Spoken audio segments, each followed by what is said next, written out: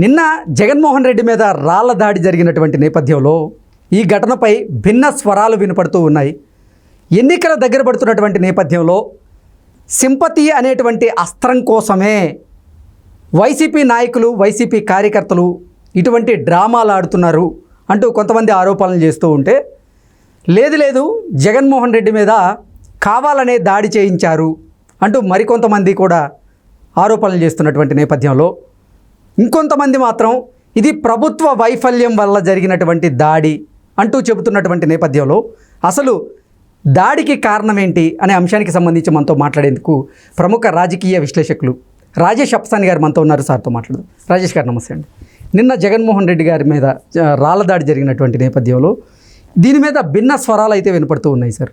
ఎన్నికల దగ్గర పడుతున్నటువంటి నేపథ్యంలో 2019లో కోడికత్త డ్రామా ఆడినట్లుగా ఈసారి కూడా సానుభూతి అనేటువంటి అస్త్రంతో కొట్టాలి అనుకొని వైసీపీ నాయకులే ఇటువంటి డ్రామాకు తెరలేపారంటూ కొంతమంది కమెంట్ చేస్తూ ఉంటే, మరికొంతమంది మాత్రం ఇది ప్రభుత్వ వైఫల్యం వల్లే ఈ దాడి జరిగింది అంటూ కొంతమంది, లేదు జగన్మోహన్ రెడ్డి మీద కక్షతోనే ఇటువంటి దాడికి పాల్పడ్డారు అంటూ మరికొంతమంది కమెంట్ చేస్తున్నారు. అసలు ఏంటి సార్ నిన్న దాడికి కారణం ఏంటి అంటే ఏం చెప్తారు?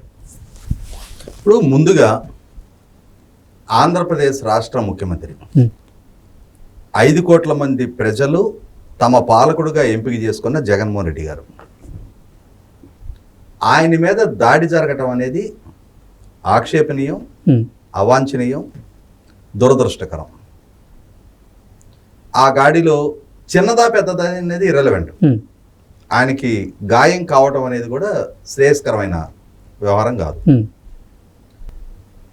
అంటే ఇక్కడ దీంట్లో ఉద్దేశపూర్వకంగా జరిగిందా, ఉద్దేశపూర్వకంగా చేశారా, ఎవరు సొత్తదారులు పాతదారులు, ఇవన్నీ విచారణలో నిగ్గుదేల్తాయి. కానీ ఒక సంఘటన జరిగిన తర్వాత ఆ సంఘటన నుంచి రాజకీయ లబ్ధి పొందాలి అని చెప్పని ఒకరు ప్రయత్నం చేస్తే ఆటోమేటిక్గా రెండో వారు కూడా ఆ రాజకీయంకే దిగిపోతారు.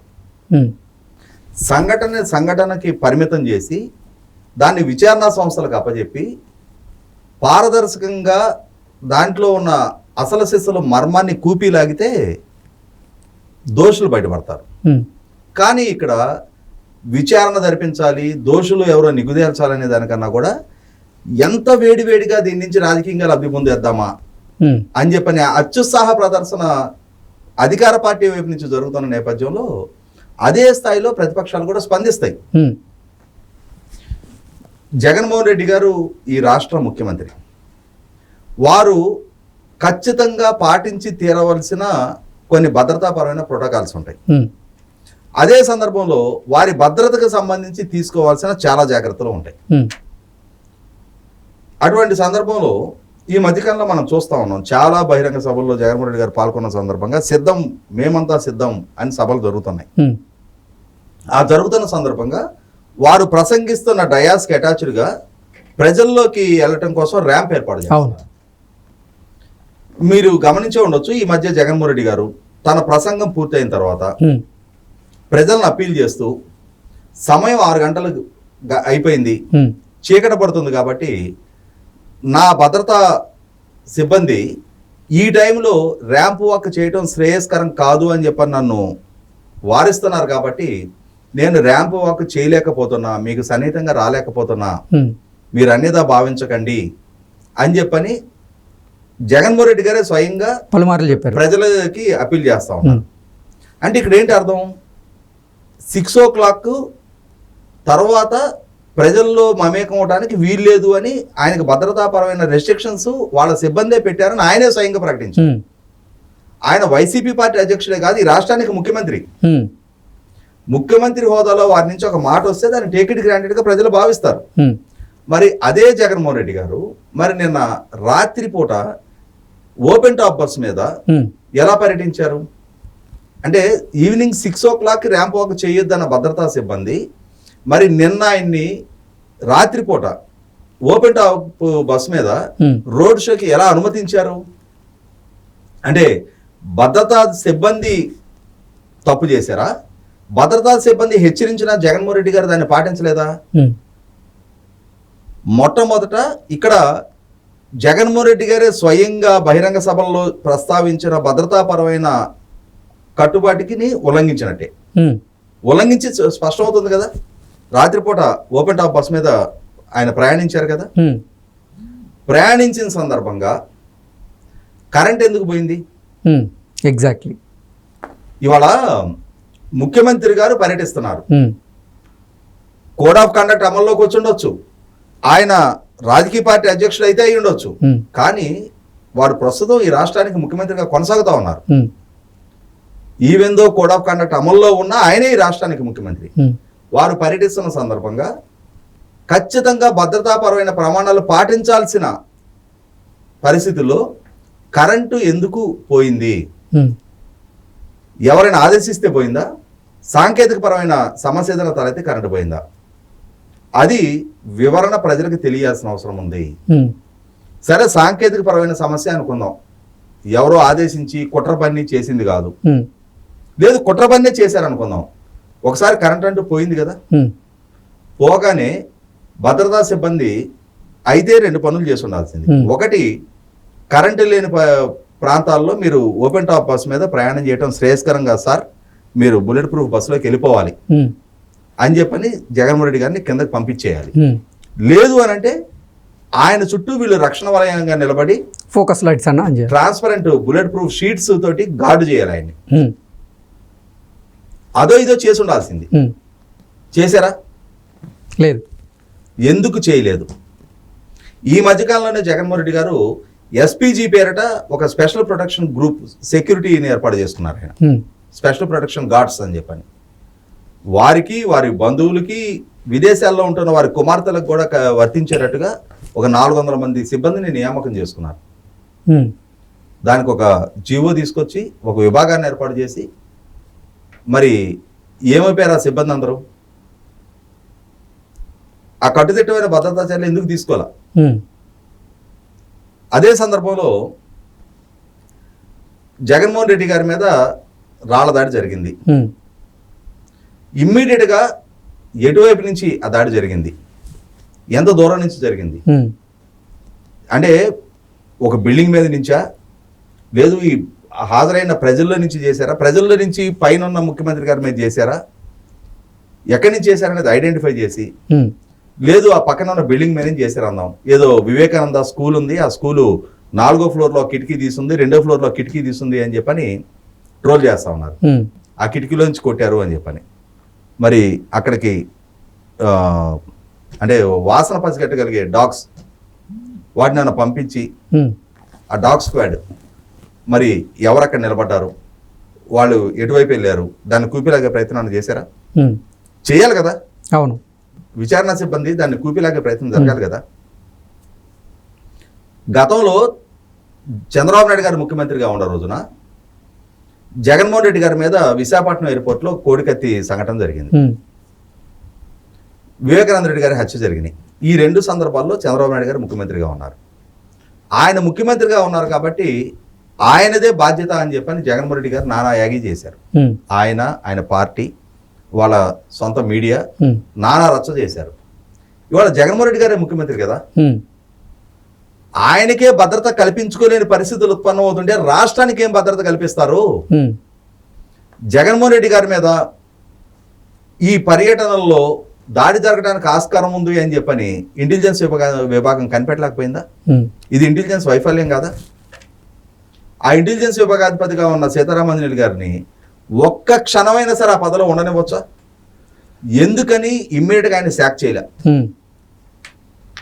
విజయవాడ కమిషనర్ కరెంటు లేని సందర్భంలో కూడా యాత్ర కొనసాగించినందుకు ఒక్క క్షణమైనా సరే కాంతిరాణా టాటా ఆ పదవిలో కొనసాగడానికి ఆస్కారం ఉందా? ఎందుకని ఆయన శాక్ చేయలే? డీజీపీ చీఫ్ సెక్రటరీ ఏం చేస్తున్నారు? పోలీస్ హెడ్గా, పోలీస్ బాస్గా ఉండే డీజీపీ కానీ, రాష్ట్రం మొత్తానికి ఎగ్జిక్యూటివ్ హెడ్గా ఉండే చీఫ్ సెక్రటరీ కానీ, రాష్ట్ర ముఖ్యమంత్రికే రక్షణ కల్పించలేని పరిస్థితిలో ఇవాళ యంత్రాంగం ఉంటే సమాజానికి ఏం సంకేతం ఇస్తారు? ఇవాళ ఎన్నికల కోడ్ అమల్లో ఉంది, ఎన్నికలు సమీపిస్తూ ఉన్నాయి. రాజకీయంగా ఎటువంటి ఉద్రిక్తతలకు కారణమవుతుంది ఇటువంటి సంఘటనలు? ఇటువంటి వాటిని నివారించాల్సిన, సమాజంలో శాంతి భద్రతలు కాపాడాల్సిన బాధ్యత ఉన్న అధికారులు కోడ్ ఆఫ్ కండక్ట్ అమల్లో ఉండగా ఎలక్షన్ కమిషన్ ఆదేశాలతో పనిచేసే అధికారులు ఎంత అప్రమత్తతో ఉండాలి? ఉండనప్పుడు, ఇటువంటి సంఘటనలు జరిగినప్పుడు అటువంటి అధికారులను బాధ్యులుగా ఇమ్మీడియట్గా ఎందుకని సస్పెండ్ చేయాల? ఆ పదవి నుంచి తప్పించాల?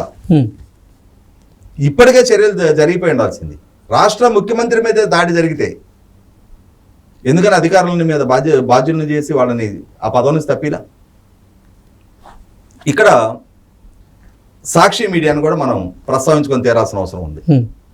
ఆ రోజు వివేకానంద రెడ్డి గారి హత్య జరిగిన రోజున హత్య కేసు వాస్తవాలను వక్రీకరిస్తా అప్పుడు కూడా ఎన్నికలకు సరిగ్గా 4 రోజుల ముందు, అవును, ఏప్రిల్ 11వ తారీఖు 2019 ఎన్నికలు జరిగితే మార్చి 15వ తారీఖు వివేకానంద రెడ్డి గారి హత్య జరిగింది. మార్చి 16వ తారీఖు రోజు సాక్షి మీడియాలో నారాసుర రక్త చరిత్ర అని చెప్పిన ఒక బ్యానర్ ఐటమ్గా రాసి, అంటే జరిగిన సంఘటన ఏంటి, అందులో సోతదారులు ఎవరు, పాతదారులు ఎవరు అనేది తర్వాత సిబిఐ విచారణలో వాస్తవాలన్నీ బయటకు వచ్చినాయి.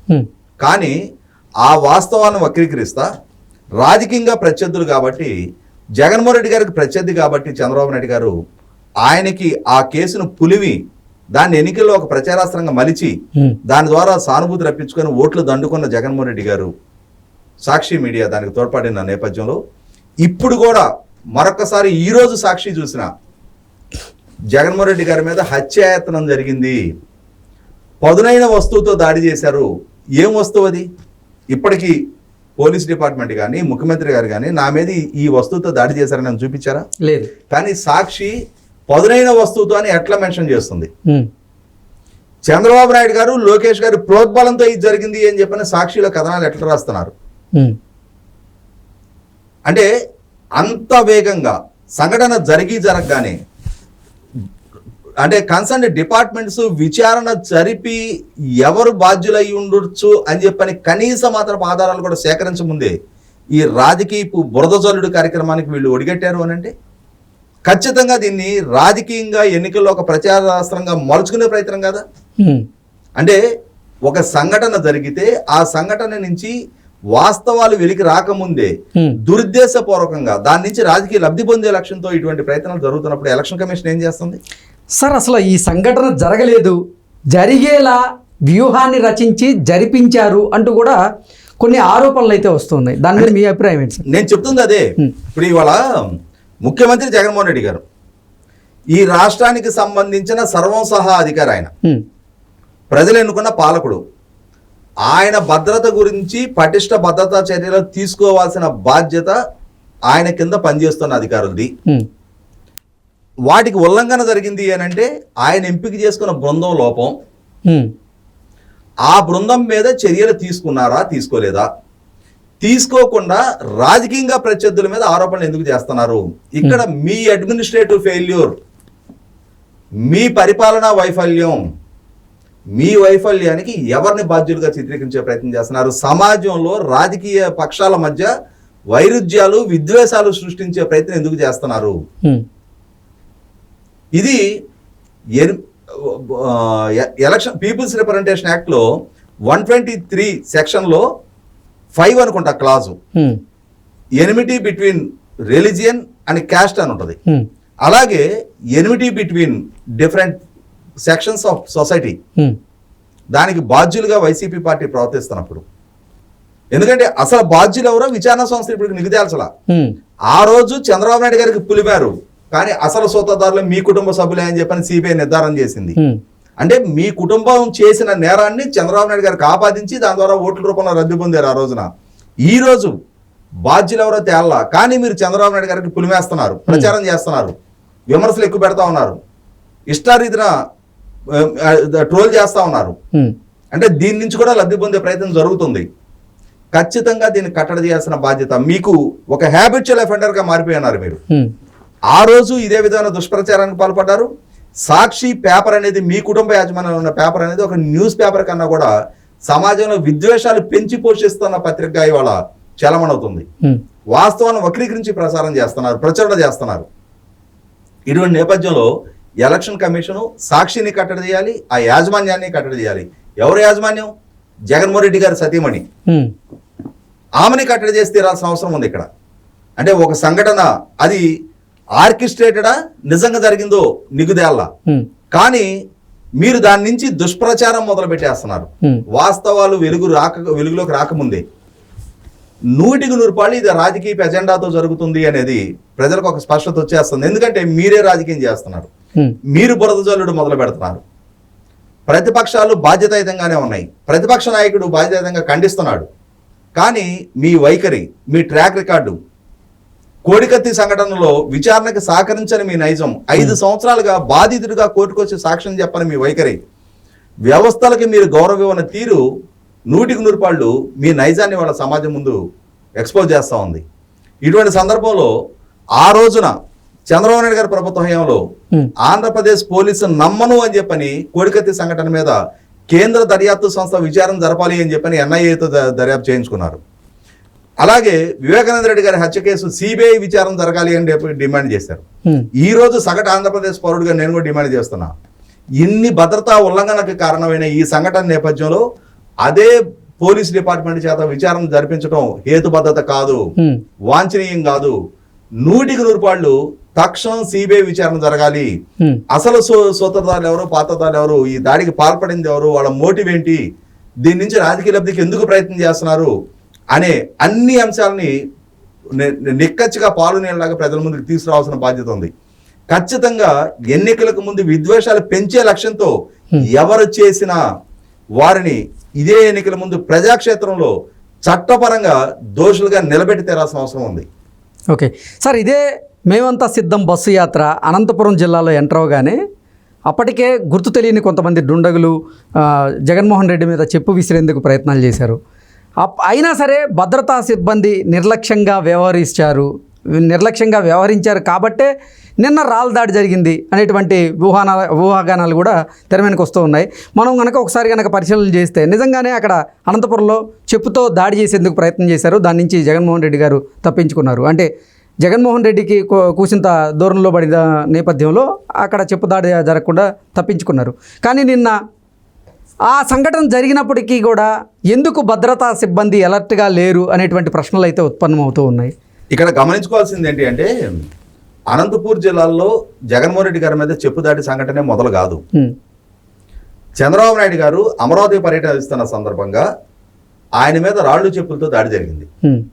ఆనాడు డీజీపీగా ఉన్న గౌతమ్ సవాంగ్ స్వయాన ఇది ప్రజల నిరసనలో భాగంగా పరిగణించాలి తప్ప దాన్ని దాడిగా పరిగణించాల్సిన అవసరం లేదు, అది భావ ప్రకటన స్వేచ్ఛలో భాగంగా పరిగణించాలని చెప్పని ఒక బాధ్యత రాహిత్యపు స్టేట్మెంట్ ఇవ్వడం జరిగింది. ఆ తర్వాత చంద్రబాబు నాయుడు గారు నందిగామలో ప్రసంగిస్తున్న సందర్భంగా ఆయన మీద రాళ్లదాడి జరిగింది.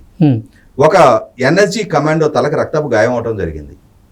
అదే చంద్రబాబు నాయుడు గారు ఎర్రగొండపాలెం పర్యటన సందర్భంగా అక్కడ ఆయన మీద మరొకసారి రాళ్లదాడి జరిగింది. అక్కడ ఇంకొక ఎన్ఎస్జీ కమాండో తలకు రక్తపు గాయం అవడం జరిగింది. అక్కడ రాళ్లదాడిలో గాయపడిన ఒక తెలుగుదేశం కార్యకర్త చనిపోవడం జరిగింది. అదే చంద్రబాబు నాయుడు గారు చిత్తూరు జిల్లా పర్యటన సందర్భంగా తంబళపల్లి నియోజకవర్గంలో అంగళ్ళు గ్రామంలో ఆయన మీద రాళ్లదాడి జరుగుతుంటే ఎన్ఎస్జీ కమాండోలు బుల్లెట్ ప్రూఫ్ షీట్స్ తోటి ఆయనకి రక్షణ కల్పించింది టీవీలో మనందరం చూసాం. తిరిగి చంద్రబాబు నాయుడు గారి మీద హత్యాయత్నం కేసులు నమోదు చేశారు. అంటే ఆ రోజు ప్రతిపక్ష నాయకుడి మీదే కదా రాళ్లదాడి జరుగుతుంది అని చెప్పని నిర్లక్ష్యంగా ఊరుకున్న పర్యవసానం అది ముఖ్యమంత్రి వరకు దారితీసింది. 100% ఆంధ్రప్రదేశ్ రాష్ట్ర పోలీసింగ్లో ఉన్న వైఫల్యం ఇది. కట్టుదిట్టమైన భద్రతా చర్యలు నాయకులకి కల్పించాల్సిన పోలీస్ డిపార్ట్మెంటు చాలా ఉదాసీనంగా నిర్లిప్తంగా ఉన్న పర్యవసానం.